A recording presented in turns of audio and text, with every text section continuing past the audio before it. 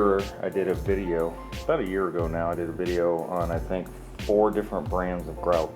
Actually, was it 4 different brands? It was Mapai, it was Custom Building Products, it was, well, Custom Building Products actually made a couple of different grouts, and one of them was Prism.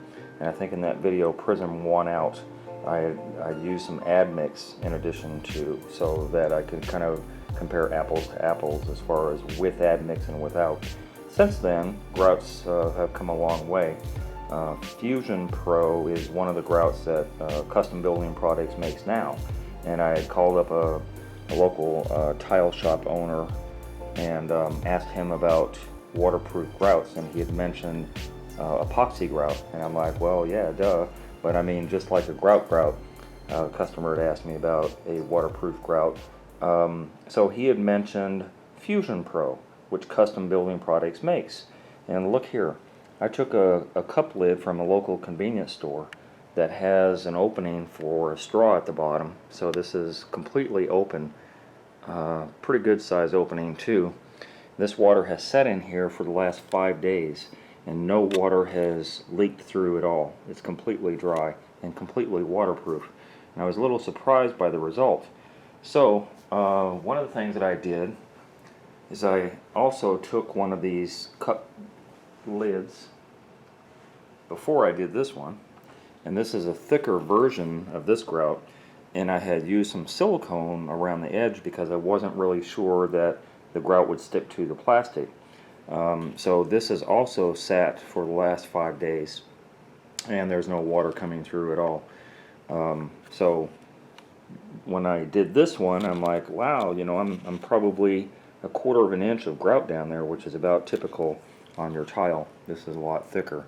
I didn't know if it would work. I've just never seen a waterproof grout. I'm going to let that sit up there for another 5 or 6 days and see what happens. I doubt anything's going to go through. If it did, it would have already on this thinner version. So anyway, I decided, well, in order to find out, I know it's waterproof, so it must be stain proof also. And in that other video I mentioned with those other grouts, I had stained everything that I had household products that you would never have in your shower, and I stained those. And I think it was Prism grout that won through on that video as far as stain resistance. It wasn't completely stain resistant. I think maybe there was some wine or something that did actually stain it very minusculely, if that's a word. And so I'm going to do the same thing. I have some Prism grout here, a little clump here, and I started the experiment already because I have some hot sauce sitting there. So I'm going to do the same thing on this lid, the lid that goes on a convenience store cup. Is the only thing I could think of that was about 1/4 of an inch, which is about the thickness of a typical application of grout. And so I already put some of this hot sauce. I don't have a lot of stuff that I can stain with, but I put some here on this Prism grout, and I'm going to put some hot sauce right here on this Fusion Pro, and see how this stains or doesn't stain. And then I have some mustard, and again, these are a lot of things that you would never ever have in your shower. I think somebody mentioned me on that video about hair dye, and if I had some hair dye, which I don't have any hair anyway, then I would probably try that as well, because hair dye is a typical product that you would have in your shower. Here's a little teeny tiny bottle of Tabasco sauce, which I don't even know why I have around, because my mouth and hot sauce does not mix. So there's some Tabasco sauce, and then here's some teriyaki sauce, which if anything's going to stain, this will definitely do the trick. If I can get some in here.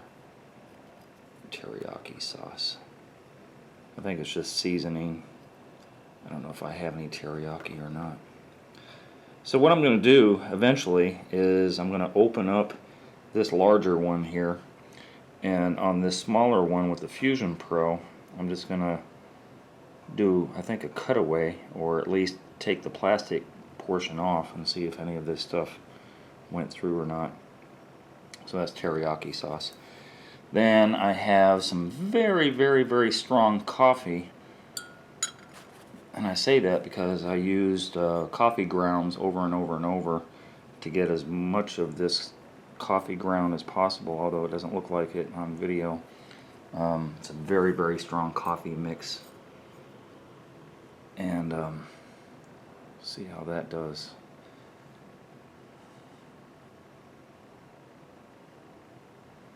Looks very weak on video though, but it's definitely coffee I would never drink. I think it's rocket fuel now. And then the last thing that I have, which I think if you're going to stain anything permanently, it's going to be food dye. And so I have a little container of food dye that I'm going to set right there. It's blue too, so it's going to show up pretty good. And food dye would never be in a shower. I can't imagine a reason why. Anyway, so there's some food dye. So again, to reiterate, hot sauce, mustard, and hot sauce could be ketchup too, but I think hot sauce has some other stuff in it that would stain more than ketchup. Hot sauce, mustard, Tabasco sauce, teriyaki sauce, strong coffee, and food dye. And I think that one, if any of them stain the most, it's going to be that one. And look, you can see it spreading out on this prism already. So maybe the food dye will definitely stain this. I think the coffee is starting to soak in too, but it's not over here. But this is, what was this one? This is the teriyaki. So the teriyaki sauce is spreading out a little bit. But anyway, the point being, if you want, and you know, the stain process is just what I do by default on this video because I want to compare this grout to that grout, which this one won out on the other video over the 4 that I experimented with. And since this one is waterproof, I want to see also if it's stain proof. But if you want a grout that's waterproof, definitely Fusion Pro is the way to go. I don't know that any of these other grouts that I did the experiment with were waterproof because I never tried that experiment on that other video. But as far as waterproof, for sure, yes. Any application that I do going forward that needs a waterproof type of grout, which would usually be a shower floor, this is what I would go with. I don't know that it's necessary to do it on shower walls because shower walls don't get the brunt of the water. But as far as repelling water and being waterproof, Fusion Pro. Be careful when you use Fusion Pro. It's not the easiest grout to work with. Do small little areas at a time. Make sure you wipe off the surface of your tile. This stuff is a bear to ever get up. So yeah, you can get Fusion Pro at any Home Depot. I'm going to let this set up overnight, and I will come back tomorrow, and I will do a little wipe off of all this stuff and see how well or lack thereof the penetration happens. And I can already tell that this food dye is really penetrating into this grout. Look at that. I think that was the coffee. The next day, this is the result. Seems like on this this grout that most of it has kind of penetrated in. But we shall see, because as I did on the other experiment with the other video, I let some of this soak in water to get off any of the surface stain, which is the only way to tell if it penetrated. And we'll do the same thing with this. Now that's interesting because that's the food dye, and the food dye, oh, there it goes. So the food dye came off. Whoa.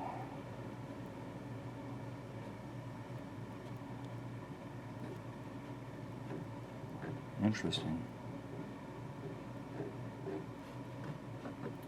So that's the hot sauce, because I marked all of these.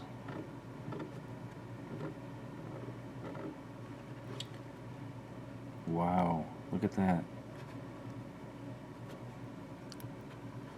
Wow.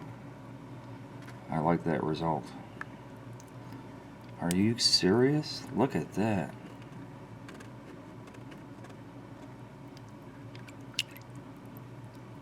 That's amazing. Everything has come off except a little bit of the food dye. I mean, I don't know why you would have food dye in your shower to begin with, but you know, you do have hair dye, and hair dye would probably be about the same. Can we do the same thing with this? Not really.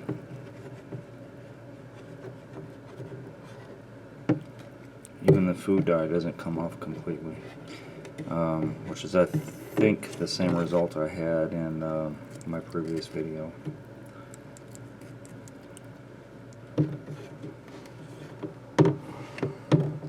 So basically everything is coming off of this one too, except for the food dye. Stayed a little bit more, and I think that's the coffee. I'm not really okay with pre-mixed products, especially pre-mixed thin set, which is probably why I never tried using this grout before. But the result speaks for itself. I mean, this is just minuscule. On the penetration that I had on here was just literally surface level. I don't know if you can see it as good as I can, but if I kept rubbing this, I think this would go away. I still like Prism. It's a little difficult to work with because it's very runny, but I can use it for unsanded and sanded applications, as I can for this one also. But this is the go-to grout, I think, for shower floors. The walls almost doesn't really matter too much, but shower floors, this is definitely what I would use over Prism. Oh, one last little tidbit. I think on the other video that I keep mentioning, I use some bleach, which I will do on here to kind of eradicate any excess staining, because typically that's what people do, is they use bleach on stains. So anything that's surface level, like I believe this is, will probably go away in about 5 or 10 minutes, in theory. Well, the end result was a little surprising. You see very, very little stain. I think that's the coffee. But the dye has completely disappeared with this bleach product. And then on this one, the dye is slightly present. Everything else is gone. I actually thought that dye would have disappeared and not this one, but there you go. So you can make up your own mind. I think they're equally as good. I think this one, because it's waterproof, and I've never really tried to see if this is waterproof, but you can make up your own mind on which grout. I would prefer that one if I'm going to do a shower floor. Shower floor is Achilles heel of every shower, and this is definitely my go-to product from now on. I hope you enjoyed that video. If you did, then subscribe. Hit that button and subscribe. I make nothing off of YouTube, so please be a Patreon member. I'm going to post a link down below to my Patreon account, and you can donate $1, $5, $10, $20 a month. Just pledge that on a monthly basis. That will help me produce more videos and content so that you can watch and learn from my channel. And donate at least $50 if you're going to call. If you're going to call for advice, donate to my PayPal, please. Donate first, and then feel free to call me or email me for advice. Otherwise, business calls only, please.